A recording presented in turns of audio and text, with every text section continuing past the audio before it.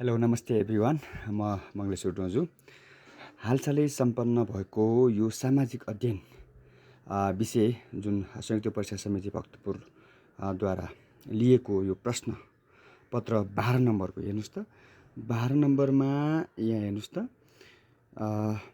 Explain the process of forming constituent assembly संविधान सभा गठन प्रक्रियाको उल्लेख गर्नुहोस् भनिएको छ। यस सम्बन्धमा 4मा 4 अङ्क कसरी हासिल गर्ने भनेर एउटा प्रश्नको उत्तर तपाईँलाई देखाउँदै म तपाईँलाई एउटा टिप्स एउटा केही जानकारी दिँदैछु। जस्तो कि 4मा 4 ल्याउनलाई यस प्रकार तपाईँले लेख्नुपर्ने हुन्छ।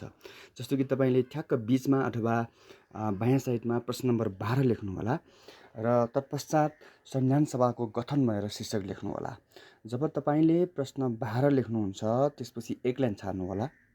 तपाईँले किन भन्दा तपाईँको प्रस्तुतिले पनि तपाईँलाई 4मा 4 अङ्क ल्याउनको लागि मद्दत टेवा पुर्याउँछ। र एक लाइन छाडिसकेपछि संविधान सभाको गठन भनेर जुन यहाँ शीर्षक पनि तपाईँले लेख्नु होला। त्यसपछि एक लाइन अथवा एक लाइन छाड्नु होला अथवा संविधान सभाको गठनमा तपाईँले अन्दोलन पनि गर्न सक्नुहुनेछ। र सँगसँगै यसरी सुरुवाती अथवा परिचयात्मक खण्डको रूपमा तपाईँले संविधान निर्माणको लागि गठन गरिएको सभा संविधान सभा हो। विक्रम सम्वत 2064 साल चैत्र 28 गते संविधान सभाको पहिलो निर्वाचन सम्पन्न भयो भनेर एउटा इन्ट्रोडक्टरी भनौँ अथवा परिचयात्मक खण्ड तपाईँले लेख्नु होला, ताकि संविधान सभाको बारे परिचय र कहिले गठन भयो, कहिले चुनाव भयो भन्नुपर्छ मैले। र तपाईँलाई थाहा छ यो संविधान सभाको पहिलो असफल भएको कारणले, विघटन भएको कारणले 70 मङ्सिर 4मा पनि दोस्रो संविधान सभाको लागि निर्वाचन भयो। तपाईँले त्यो लाइन पनि तपाईँले लेख्न सक्नुहुन्छ। र पहिलो त्रैमासिक भएको कारणले यदि कडा नगरी भन्न खोजेको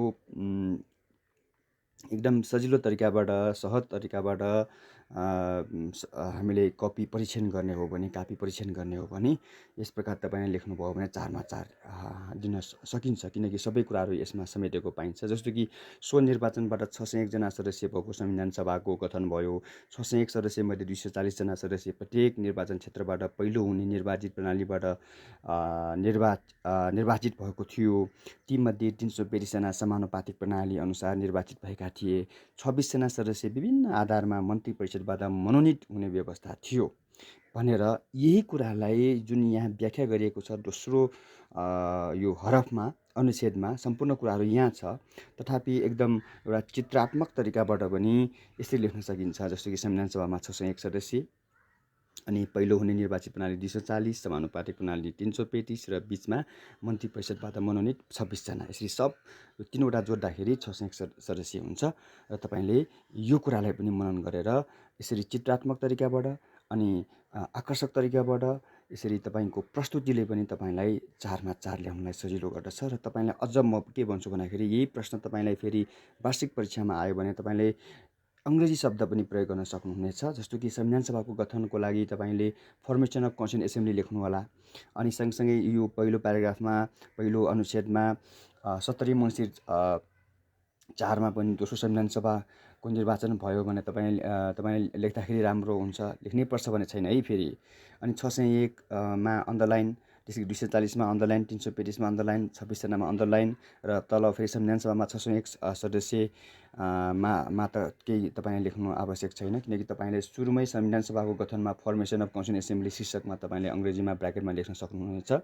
र पहिलो हुने निर्वाचित प्रणालीलाई हामी एफपिटिपी अर्थात् फर्स्ट पास्ट द पोस्ट भनेर तपाईँले लेख्न सक्नुहुनेछ ब्राकेटमा।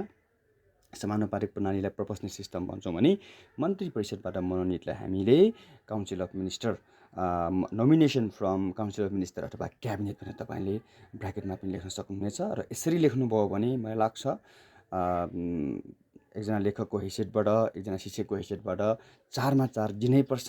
र दिएन भने अन्याय गरेको नै ठहरिनेछ म भन्छु। किन भन्दाखेरि सबै कुराहरू यो संविधान सभाको गठनमा 601 कसरी बनेको छ भनेर 4 अङ्कमा आएको खण्डमा यस प्रकार तपाईँले लेख्नु होला। हुन्छ त अहिलेको लागि यो 4मा 4 कसरी अङ्क हासिल गर्ने भन्ने यो सानो भिडियोलाई यही टुङ्ग्याउँछु।